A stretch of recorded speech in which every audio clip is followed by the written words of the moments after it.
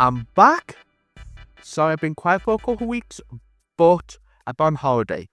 So, let's talk about the game key cards. Yeah, one of the big talking subjects with the Nintendo Switch 2. And if you watch my videos, I'm in the middle.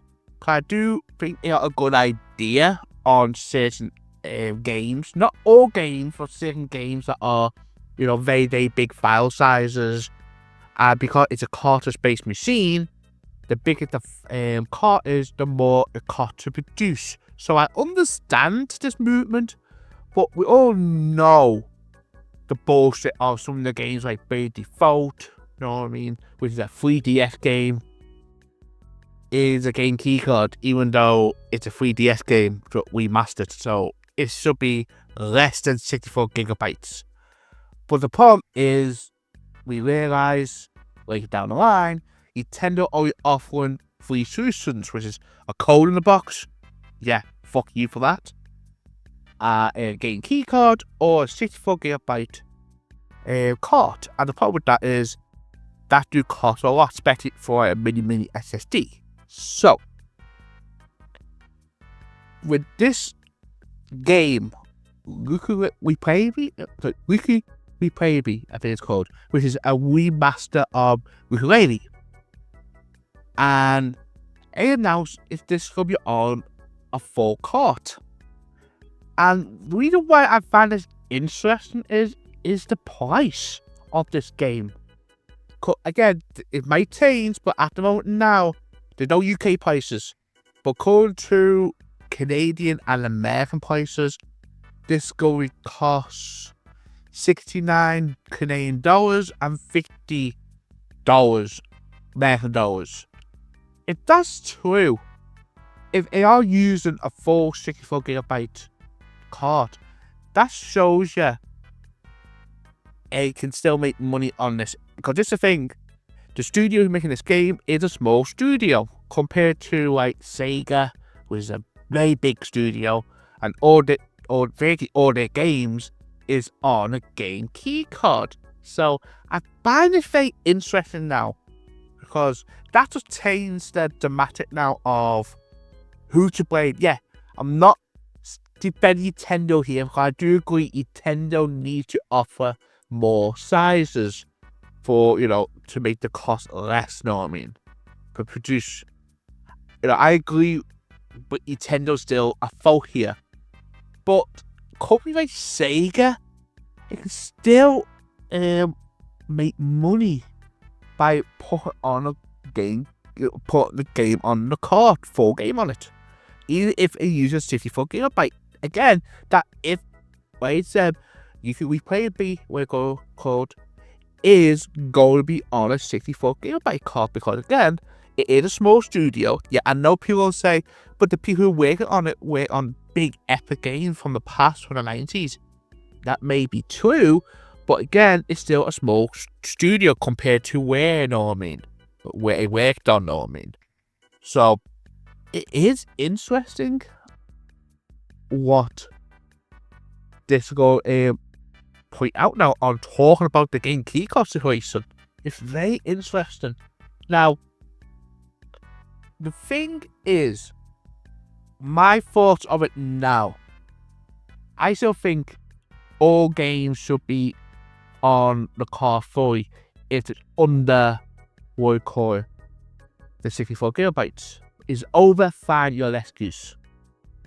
But there's no excuse I thought of that night, which is release games. Now, people say, why me about release games? Now, for example, let's talk about Yakuza 0.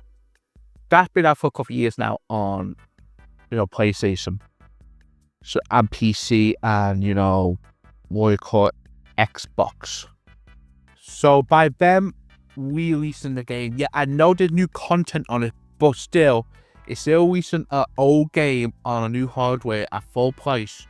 I understand why you've done the game keycard thing on that, because you may not make a lot of money on it. Yeah, I know people say, oh, you're sucking up for the corporates. No, I'm not. I want at their point of view. End of the day, they need to make profit.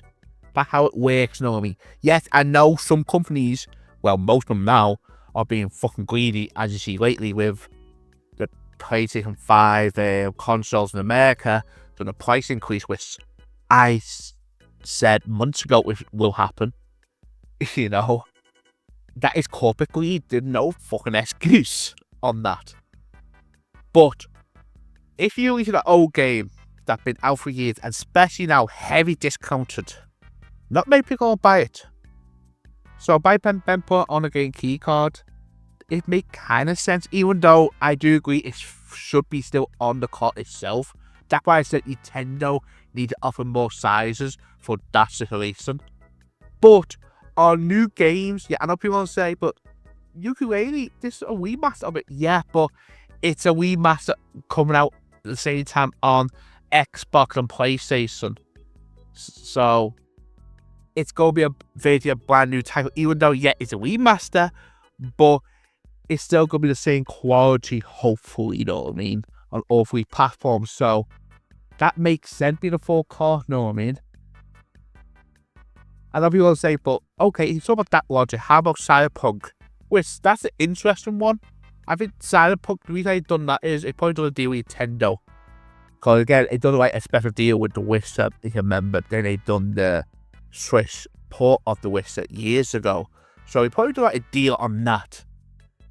So again, I'm not defending it, but all I'm saying is this game, Yooka-Replaylee, getting, you know, the remastered one, is getting a full release, a full cart on the game on the cart. That's interesting. And the price too. It's not like a big price increase. It's still the same price as other platforms. Again, there's only 80 pre-orders. That could change. If that changes, you know, again, the time we record this video, they are the prices. There's no UK prices, but according to this website, what I've seen, multiple websites I've seen in America and Canada, they are going to be the same price as the other platforms. So that is interesting if that is true. So my question today before I leave is, what do you think about this game key card situation? Does this change it now? I already hear the comments below. Just a break, who cares? See you on the next one.